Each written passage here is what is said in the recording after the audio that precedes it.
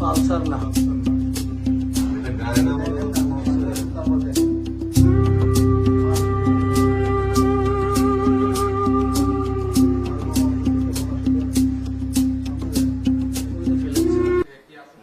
গত ৮ জুলাই ২০২৬ তারিখ রাত অনুমান ২১ ঘটিকার সময় খুলনা সদর থানাধীন প্রান্তিক আবাসিক এলাকার ৩ নম্বর রোডে একটি প্লাস্টিকের বস্তাবন্দি অজ্ঞাতনামা কিশোরীর মরদেহ পড়ে আছে মর্মে খুলনা সদর থানা পুলিশ সংবাদ পায়। খবর পেয়ে দ্রুত ঘটনাস্থলে উপস্থিত হয়ে মরদেহ উদ্ধার করে খুলনা মেডিকেল কলেজ হাসপাতালে প্রেরণ করে এবং প্রয়োজনীয় আইনগত প্রক্রিয়া সম্পন্ন করে। ঘটনার গুরুত্ব বিবেচনায় পুলিশ পরিচয় শনাক্ত ও হত্যার রহস্য উদ্ঘাটনের জন্য তাৎক্ষণিকভাবে তদন্ত শুরু করে।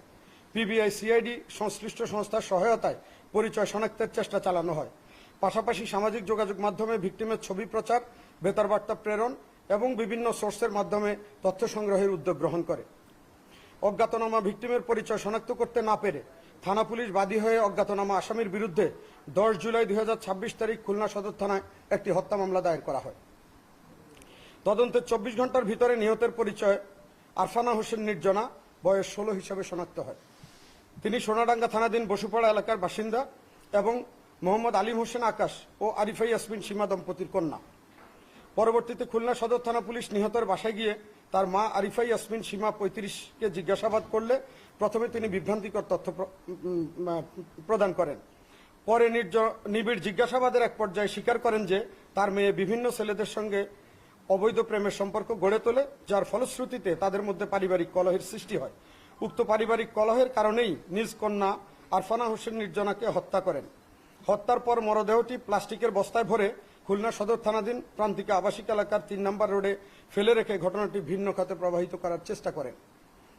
ঘটনার মূল রহস্য উদ্ঘাটন করত খুলনা সদর থানা পুলিশের একটি আভিযানিক টিম ৩৬ ঘন্টার মধ্যে 10 জুলাই ২০২৬ তারিখে আরিফা ইয়াসমিন সীমা 35কে গ্রেপ্তার করতে সক্ষম হয়।